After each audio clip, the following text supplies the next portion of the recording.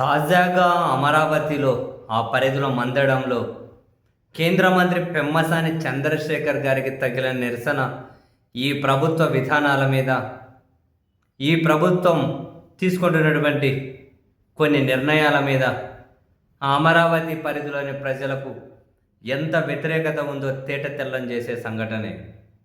నిన్న చూసాం, రామారావు అనే ఒక రైతు మొదటి విడతలో భూములు ఇచ్చారట, ఎక్కడో పోయి వాగులో ఇచ్చారట, నీళ్ళలో పోయి ఫ్లాట్లు ఇచ్చారట, రిటర్నబుల్ ఫ్లాట్స్.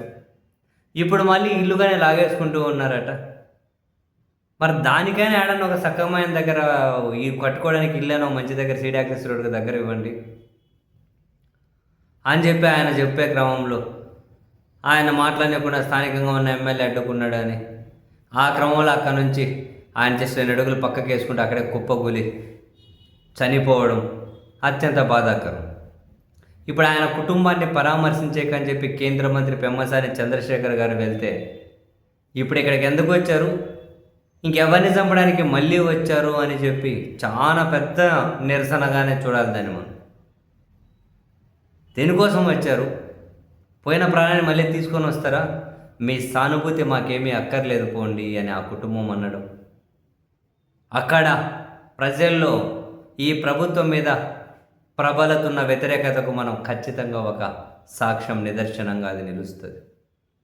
మొదటి విడత భూములు తీసుకున్నారు, దాన్ని ఏదైనా కనుక సక్రమంగా ఒక క్లియరెన్స్ వరకు వచ్చేసి వీళ్ళు వాళ్ళకి ఏం ప్రామిస్ చేశారో అదంతా ఫినిష్ చేసుకుంటే ఓకేనేమో.